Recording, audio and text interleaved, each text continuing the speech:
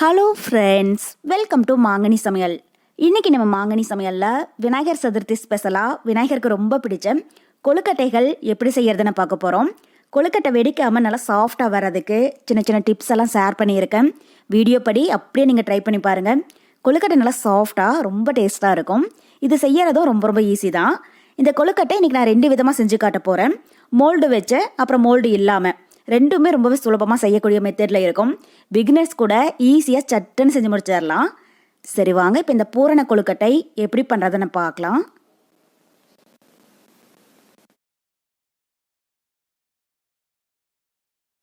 கொழுக்கட்டை பண்ணுறதுக்கு ஃபஸ்ட்டு நம்ம உள்ளே இருக்கிற பூரணம் ரெடி பண்ணிடலாம்.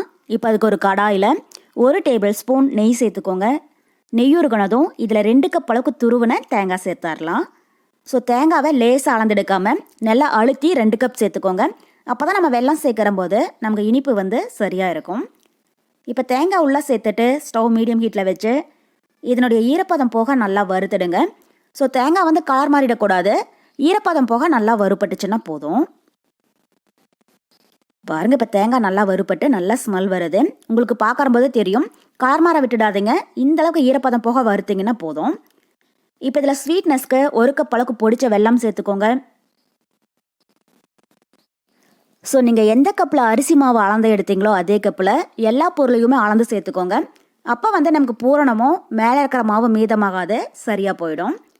இப்போ வெல்லம் உள்ளே சேர்த்துட்டு ஸ்டவ் மீடியம் ஹீட்டில் வச்சு இதை ஒரு 5 நிமிஷத்துக்கு கைவிடாமல் நல்லா கலந்து விட்டுட்டே இருங்க. தண்ணி எதுவும் சேர்த்துடாதீங்க. அந்த தேங்காயில் இருக்கிற ஈரப்பதத்திலேயே வெல்லம் வந்து நல்லா இலகி வந்துடும். பாருங்கள், இப்போ வெல்லம் நல்லா கரைஞ்சி தேங்காயோட ஒன்றா நல்லா சேர்ந்து வந்திருக்கு. பூரணத்தை ரொம்பவே ட்ரையாக விட்டுடாதீங்க. இது ஆறுனதுக்கப்புறமா உதிர்ந்து போன மாதிரி ஆகிடும். உங்களுக்கு பார்க்குற போதே தெரியும். இந்த அளவுக்கு கொஞ்சம் சாஃப்டாக இருக்கணும். அப்போ தான் நம்ம கொழுக்கட்டையோட வச்சு வேக வைக்கிற போது பூரணம் உதிர்ந்து போகாமல் நல்லா சாஃப்டாகவே இருக்கும். இப்போ கடைசி இதில் வாசனைக்காக ஒரு 1/4 டீஸ்பூன் ஏலக்காய் பவுடர் சேர்த்துக்கோங்க.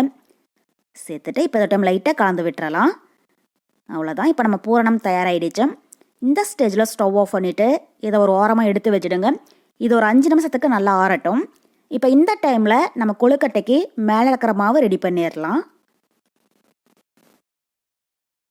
அதுக்கு ஒரு பாத்திரத்தில் 3 கப் அளவுக்கு தண்ணி விட்டு நல்லா கொதிக்க விட்டுருங்க. ஸோ தண்ணியோட அளவை பார்த்தீங்கன்னா நம்ம எடுக்கிற மாவை பொறுத்து கூட குறைய தேவைப்படும். அதனால் தண்ணி கொஞ்சம் அதிகமாகவே சேர்த்துக்கோங்க. இப்போ பாருங்கள், தண்ணி நல்லா கொதிக்க ஆரம்பிச்சிடுச்சு. இது மாதிரி கொதிக்கிற தண்ணியை தான் நம்ம மாவில் சேர்த்து பிசையணும். அப்போ தான் மாவு நல்லா சாஃப்டாகவும் கொழுக்கட்டை வெடிக்காமல் வரும். இப்போ அடுத்தது ஒரு மிக்சிங் பவுலில் நான் 2 கப் அளவுக்கு கொழுக்கட்டை மாவு எடுத்து வச்சுருக்கேன். ஸோ கொழுக்கட்டை மாவுக்கு பதில் இடியாப்ப மாவு இல்லைன்னா பச்சரிசி மாவு கூட சேர்த்துக்கோங்க. நீங்கள் ஒரு வேளை பச்சரிசி மாவு எடுக்கிறதா இருந்தால் அதை லைட்டாக வறுத்துட்டு எடுத்துக்கோங்க. நான் இன்றைக்கி கடையில் வாங்கின கொழுக்கட்டை மாவு தான் சேர்த்துருக்கேன். இப்போ இதில் ஒரு 1/4 டீஸ்பூன் அளவுக்கு உப்பு சேர்த்துக்கோங்க. கூடவே மாவு நல்லா சாஃப்டாக இருக்கிறதுக்கு 1 டேபிள் ஸ்பூன் நெய் சேர்த்துக்கோங்க. நெய்க்கு பதில் ஆயில் கூட சேர்த்து செய்யலாம். இப்போ இதில் நம்ம கொதிக்க வச்சுருக்கிற தண்ணியை கொஞ்சம் கொஞ்சமாக சேர்த்து இதை நல்லா கலந்துக்கோங்க. ஸோ தண்ணி நல்லா சூடாக சேர்த்துருக்கிறதுனால கை வச்சு பிசைய முடியாது. இது மாதிரி கரண்டி வச்சு இந்தளவுக்கு நல்லா மிக்ஸ் பண்ணிக்கோங்க. அதே மாதிரி தண்ணி வந்து நல்லா கொதிச்சிருக்கணும். ஒருவேளை ஆறிடுச்சுன்னா திரும்பவும் சூடுபடுத்தி சேர்த்துக்கோங்க. தண்ணி ஒரே டைமில் மொத்தமாக சேர்த்துடாமல் எந்த அளவுக்கு தேவையோ அதுக்கு தகுந்த மாதிரி சேர்த்து இந்த மாதிரி நல்லா மிக்ஸ் பண்ணிக்கோங்க. ஸோ எல்லா தண்ணியும் மொத்தமாக சேர்த்துடக்கூடாது. நம்ம எடுத்துருக்கிற மாவோடைய அளவு பொறுத்து தண்ணியோட அளவு மாறுபடும். அதனால் கொஞ்சம் கொஞ்சமாக சேர்த்து கலந்திங்கன்னா மாவு வந்து நமக்கு கரெக்டான பதத்தில் கிடைக்கும். பாருங்கள், இப்போ மாவை நல்லா கலந்தாச்சு. மாவோடைய பதம் பார்த்தீங்கன்னா ரொம்பவே கெட்டியாக இருக்கக்கூடாது. அதே மாதிரி தண்ணியாகவும் இல்லாமல் இந்த பக்குவத்தில் இருக்கணும். இப்போ நம்ம கொதிக்க வச்ச 3 கப் தண்ணியில் ஒரு 1/2 கப் அளவுக்கு தண்ணி மீதமாக இருக்குது. நீங்கள் அதுக்கு தகுந்த மாதிரி தண்ணி சேர்த்து கலந்துக்கோங்க. இப்போ இந்த மாவு சூடாக இருக்கிறதுனால நம்ம உடனே கை வச்சு பிசைய முடியாது. ஒரு மூடி போட்டு மூடி வச்சுடுங்க. இது ஒரு 10 நிமிஷம் அப்படியே இருக்கட்டும். அதுக்கப்புறமா நம்ம பிசைஞ்சு எடுத்துக்கலாம். பாருங்கள், இப்போ 10 நிமிஷத்துக்கு அப்புறமா மாவு அந்த சூட்லேயே நல்லா வெந்திருக்கு. லைட்டாக ஆறி கை பொறுக்கிற சூட்டில் இருக்கு. இப்போ இதனால் ஸ்மூத்தாக பிசைஞ்சுக்கோங்க. ஒருவேளை மாவு ரொம்பவே ட்ரையாக இருந்துச்சுன்னா தேவைப்பட்டால் கொஞ்சமாக சுடுதண்ணி தெளித்து பிசைஞ்சுக்கோங்க. ரொம்பவே இணக்கமாக இருந்தாலும் கொஞ்சமாக மாவு போட்டு பிசைஞ்சிங்கன்னா சரியாக போயிடும். இது மாதிரி கைகளால் நல்லா அழுத்தம் கொடுத்து பிசைஞ்சுக்கோங்க. எந்தளவுக்கு மாவு நல்லா ஸ்மூத்தாக இருக்கோ அந்தளவுக்கு கொழுக்கட்டையும் எவ்வளோ நேரம் ஆனாலும் ஹார்ட் ஆகாமல் நல்லா சாஃப்டாக இருக்கும். அதே மாதிரி கொழுக்கட்டை வந்து வெடிக்காமலும் வரும். பாருங்கள், இந்தளவுக்கு நல்லா ஸ்மூத்தாக இருக்கணும். இப்போ கொழுக்கட்டைக்கு மேல் மாவு ரெடி ஆகிடுச்சு. அடுத்தது நம்ம கொழுக்கட்டை செய்ய ஆரம்பிச்சிடலாம். அதுக்கு நான் இது மாதிரி மோதகம் மோல்டு எடுத்துருக்கேன். இப்போ இதில் கொஞ்சமாக எண்ணெய் இல்லைன்னா நெய் தடவிக்கோங்க. அப்போ தான் மாவு வந்து மோல்டில் ஒட்டாமல் ரொம்பவே ஈஸியாக வரும். இப்போ இதை லாக் பண்ணிவிட்டு நம்ம ரெடி பண்ணி வச்சுருக்கிற கொழுக்கட்டை மாவை கொஞ்சம் கொஞ்சமாக எடுத்து ஓரங்களில் வச்சு நல்லா ப்ரெஸ் பண்ணிக்கோங்க. பாருங்கள், இது மாதிரி மாவு ரொம்பவே அதிகமாக வைக்கக்கூடாது. லேசாக இருக்கிற மாதிரி வச்சு நல்லா இது மாதிரி அழுத்தி விட்டுருங்க. எப்பயுமே கொழுக்கட்டைக்கு மேலே இருக்கிற மாவு வந்து லேசாக இருக்கணும், உள்ளே இருக்கிற பூரணம் தான் அதிகமாக இருக்கணும். அப்போ தான் கொழுக்கட்டை வந்து நல்லா டேஸ்ட்டாக இருக்கும். பாருங்கள், இது மாதிரி பூரணம் வைக்கிறதுக்கு நல்லா கேப் விட்டு சுற்றியுமே மாவு வச்சுக்கோங்க. இப்போ இதில் நம்ம ரெடி பண்ணி வச்சுருக்கிற தேங்காய் பூரணத்தை கொஞ்சமாக உள்ளே வச்சு இது மாதிரி நல்லா ப்ரெஸ் பண்ணிடலாம். பாருங்கள், இது மாதிரி. இப்போ இதுக்கு மேலே கொஞ்சமாக கொழுக்கட்டை மாவு வச்சு இதை க்ளோஸ் பண்ணிவிடுங்க. நல்லா இது மாதிரி அழுத்தி விட்டுருங்க. அப்போ தான் நம்ம இதை ஆவியில் வேக வைக்கிற போது உள்ளே இருக்கிற பூரணம் வந்து வெளியில் வராமல் இருக்கும். இப்போ லாக் ஓப்பன் பண்ணிவிட்டு இதை வெளியில் எடுத்துடலாம். பாருங்கள், அச்சில் ஒட்டாமல் கொழுக்கட்டை ரொம்பவே நல்லா வந்திருக்கு. இப்போ இது ஓரமாக இருக்கட்டும். இப்போ அடுத்த டிசைன் பண்ணலாம். அதுக்கு நான் இது மாதிரி ஃப்ளவர் சேஃப் அச்சு எடுத்துருக்கேன். இதுலேயும் கொஞ்சமாக எண்ணெய் இல்லைன்னா நெய் தடவிட்டு நம்ம ரெடி பண்ணி வச்சுருக்கிற கொழுக்கட்டை மாவை உள்ளே வச்சு நல்லா ப்ரெஸ் பண்ணிக்கோங்க. ஓரங்களில் மட்டும் லேசாக வச்சு இது மாதிரி நல்லா அழுத்தி விட்டுருங்க. அப்போ தான் அச்சு வந்து மாவில் நல்லா பதியும். பாருங்கள், இது மாதிரி. இப்போ இதில் நம்ம ரெடி பண்ணி வச்சுருக்கிற பூரணத்தை கொஞ்சமாக உள்ளே வச்சுட்டு இதை க்ளோஸ் பண்ணிவிட்டு இது மாதிரி சுற்றியும் நல்லா ப்ரெஸ் பண்ணிக்கோங்க. பாருங்கள், இது மாதிரி. இப்போ ஓரங்களில் இருக்கிற எக்ஸ்ட்ரா மாவை வெளியில் எடுத்துகிட்டு கொழுக்கட்டையை பொறுமையாக வெளியில் எடுத்துடலாம். பாருங்கள், இப்போ மாவு கொஞ்சம் கூட அச்சில் ஒட்டாமல் ஃப்ளவர் சேஃபில் ரொம்பவே நல்லா வந்திருக்கு.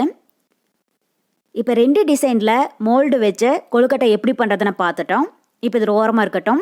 அடுத்தது கொழுக்கட்டை மோல்டு இல்லாமல் கொழுக்கட்டை எப்படி பண்ணுறதுன்னு பார்க்கலாம். இப்போ கையில் கொஞ்சமாக எண்ணெய் இல்லைன்னா நெய் தடவிட்டு நம்ம ரெடி பண்ணி வச்சுருக்கிற மாவை உள்ளங்கையில் வச்சு இது மாதிரி கொஞ்சம் கூட வெடிப்பு எதுவும் இல்லாமல் நல்லா உருட்டிக்கோங்க. இப்போ இதை லேசாக தட்டிட்டு விரலால் சுற்றி இது மாதிரி நல்லா அழுத்தி விட்டுருங்க.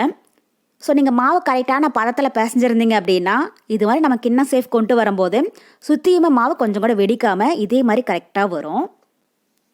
பாருங்கள், இந்த அளவுக்கு நல்லா லேசாக தட்டிட்டு இதில் நம்ம ரெடி பண்ணி வச்சுருக்கிற பூரணத்தை கொஞ்சமாக உள்ள வச்சிடலாம். வச்சுட்டு சுற்றியுமே இதை க்ளோஸ் பண்ணிவிடுங்க. கொஞ்சம் கூட பூரணம் வெளியில் வராமல் இது மாதிரி நல்லா கவர் பண்ணிக்கோங்க. இது மாதிரி நல்லா க்ளோஸ் பண்ணிவிட்டு சென்டரில் இது மாதிரி கோன் சேஃப்க்கு கொண்டு வந்துடுங்க. நீங்கள் வீடியோவில் பார்க்குறீங்களா, இது மாதிரி. இப்போ கொஞ்சம் கூட விரிசல் இல்லாமல் இந்த சேஃப்க்கு கொண்டு வந்ததுக்கப்புறமா இதுக்கு மேலே கத்தி வச்சு டிசைன் பண்ணிடலாம். இப்போ கத்தியை பின்புறமாக திருப்பி இது மாதிரி லேசாக அங்கங்கே பதிச்சிடுங்க. பாருங்கள், இது மாதிரி. உள்ளே இருக்கிற பூரணம் வெளியில் வராமல் பார்த்துக்கோங்க. ஸோ இதை நம்ம ப்ளைனாக கூட வேக வைக்கலாம். ஆனால் இது மாதிரி டிசைன் பண்ணி வேக வைக்கிற போது அப்படியே நம்ம அச்சில் செஞ்ச மாதிரியே பார்க்கறதுக்கு ரொம்பவே நல்லா இருக்கும். இந்த டிசைன் வந்து பிகினர்ஸ் கூட ஈஸியாக செஞ்சு முடிச்சிடலாம். இப்போ இது ஓரமாக இருக்கட்டும். இப்போ அடுத்த டிசைன் பண்ணுறதுக்கு கவரில் கொஞ்சமாக எண்ணெய் தடவிட்டு நம்ம ரெடி பண்ணி வச்சுருக்கிற கொழுக்கட்டை மாவை கொஞ்சமாக உருண்டை பிடிச்சி உள்ளே வச்சுடுங்க. வச்சுட்டு இப்போ இதை லைட்டாக அழுத்திட்டு கவரை மேலே க்ளோஸ் பண்ணிவிடுங்க. இப்போ ஒரு பிளாட்டான கிண்ணம் வச்சு இதை லேசாக இது மாதிரி ப்ரெஸ் பண்ணிக்கோங்க. பாருங்கள், இது மாதிரி பண்ணுறம்போது நமக்கு மாவு மொத்தமாக இல்லாமல் ஒரே மாதிரி ஈவனாக சேஃப் கிடைக்கும். கொழுக்கட்டையும் உள்ள பூரணம் அதிகமாகவும் மேலே இருக்கிற மாவு குறைவாகவும் இருக்கும். இப்போ இதுக்குள்ளே நம்ம ரெடி பண்ணி வச்சுருக்கிற பூரணத்தை கொஞ்சமாக ஓரத்தில் வச்சிடலாம். இப்போ இந்த கவரை பொறுமையாக அப்படியே மடித்து விட்டுருங்க. பாருங்கள், இது மாதிரி உள்ளே இருக்கிற பூரணம் வெளியில் வராமல் பார்த்துக்கோங்க. இப்போ கையில் கொஞ்சமாக எண்ணெய் தடவிட்டு ஓரங்களில் இது மாதிரி நல்லா அழுத்தி விட்டுருங்க. கொஞ்சம் கூட கேப் இல்லாமல் இந்தளவுக்கு நல்லா ப்ரெஸ் பண்ணிக்கோங்க. அப்போ தான் ஓரங்களில் மாவு விரியாமல் இருக்கும். பாருங்கள், இது மாதிரி. அவ்வளோதான். இப்போ அடுத்த கொழுக்கட்டையும் தயாராகிடுச்சு. இப்போ இதை ஓரமாக எடுத்து வச்சுடுங்க. இப்போ அடுத்தது நம்ம இன்னொரு டிசைன் பார்க்கலாம். ஸோ இந்த கொழுக்கட்டை வந்து இருக்கிறதுலையே ரொம்ப ரொம்ப ஈஸி, சட்டுன்னு செஞ்சு முடிச்சிடலாம். இப்போ கொஞ்சமாக மாவு எடுத்து உள்ளங்கையில் வச்சு நல்லா உருட்டிட்டு இதை நம்ம ஃபஸ்ட்டே செஞ்ச மாதிரி சின்ன கிண்ண மாதிரி தட்டிக்கோங்க. பாருங்கள், இது மாதிரி. இப்போ இதுக்குள்ளே நம்ம ரெடி பண்ணி வச்சுருக்கிற பூரணத்தை கொஞ்சமாக உள்ளே வச்சிடலாம். வச்சுட்டு இதை அப்படியே க்ளோஸ் பண்ணிவிடுங்க. பூரணம் வந்து வெளியில் வராமல் இது மாதிரி நல்லா மூடிக்கோங்க. இப்போ இதை உள்ளங்கையில் வச்சு கொஞ்சம் கூட விரிசல் எதுவும் இல்லாமல் இந்த அளவுக்கு லேசாக உருட்டிக்கோங்க. பாருங்கள், இது மாதிரி கொஞ்சம் கூட விரிசல் இல்லாமல் இருக்கணும். பாருங்கள், இப்போ நம்ம கொழுக்கட்டைகள் எல்லாமே ஆவியில் வேகிறதுக்கு தயாராக இருக்குது. இப்போ இட்லி பிளேட்டில் கொஞ்சமாக எண்ணெய் தடவிட்டு நம்ம ரெடி பண்ணி வச்சுருக்கிற கொழுக்கட்டையை உள்ள வச்சுடுங்க. அப்போ தான் பிளேட்டில் ஒட்டாமல் ஈஸியாக வரும். இப்போ இதை நம்ம வேக வச்சிடலாம். அதுக்கு இட்லி பாத்திரத்தில் தண்ணி நல்லா சூடாயிட்ருக்கு. இப்போ தண்ணி சூடானதும் நம்ம ரெடி பண்ணி வச்சுருக்கிற கொழுக்கட்டைகளை உள்ள வச்சிடலாம். ஸோ இட்லி பிளேட்டில் அடி பிளேட்டில் மட்டும் கொழுக்கட்டைகள் வைக்காதீங்க. ஏன்னா இது ஆவியில் வேகும் போது ஒரு சில டைமில் தண்ணி உள்ளே போகிறதுக்கு சான்சஸ் இருக்குது. இப்போ கொழுக்கட்டையை உள்ளே வச்சுட்டு இட்லி பாத்திரத்தோடைய மூடி போட்டு மூடி இதை மீடியம் ஹீட்டில் 10 நிமிஷம் வேக விட்டுருங்க. 10 நிமிஷத்துக்கு அப்புறமா எப்படி இருக்குன்னு பார்க்கலாம். பாருங்கள், இப்போ ஒரு 10 நிமிஷம் போல் கொழுக்கட்டைகள் நல்லா வெந்துருச்சு. இப்போ தான் நம்ம வெளியில் எடுத்துடலாம். இதை சூடாக இருக்கிற போது வெளியில் எடுக்காமல் லைட்டாக ஆறுனதுக்கு அப்புறமா இட்லி பிளேட்லேருந்து தனியாக எடுத்து வச்சுடுங்க. பாருங்கள், இப்போ இதே மாதிரி எல்லா கொழுக்கட்டைகளையுமே வேக வச்சு எடுத்துக்கோங்க. கடைசியாக பூர்ணம் இல்லாமல் கொஞ்சமாக மாவு மீந்து போச்சுன்னா இது மாதிரி பிளைன் கொழுக்கட்டையாக சின்ன சின்னதாக பிடிச்சி வேக வச்சு எடுத்துக்கோங்க. இதில் நமக்கு மாவும் வேஸ்ட் ஆகாது, பார்க்கறதுக்கும் ரொம்பவே நல்லா இருக்கும். அவ்வளோதான். இப்போ நம்ம விநாயகர் சதுர்த்தி ஸ்பெஷல் பூரண கொழுக்கட்டை கொஞ்சம் கூட விரிசல் இல்லாமல் ரொம்பவே சூப்பராக தயாராகிடுச்சு. நான் சொல்லியிருக்கிற இந்த மெத்தடில் உங்களுக்கு எது ரொம்பவே ஈஸியாக இருக்கோ நீங்கள் அதை ட்ரை பண்ணி பாருங்கள். இல்லைன்னா நீங்கள் எல்லா வெரைட்டிலையுமே கூட செய்யலாம். பார்க்குறதுக்கும் ரொம்பவே நல்லா இருக்கும், டேஸ்ட்டும் அவ்வளோ ரொம்ப அட்டகாசமாக இருக்கும். ஸோ கண்டிப்பாக இந்த விநாயகர் சதுர்த்திக்கு நீங்கள் இதே மெத்தடில் இந்த பூரண கொழுக்கட்டை செஞ்சு பார்த்துட்டு எப்படி இருக்குன்னு கமெண்ட் பாக்ஸில் சொல்லுங்கள்.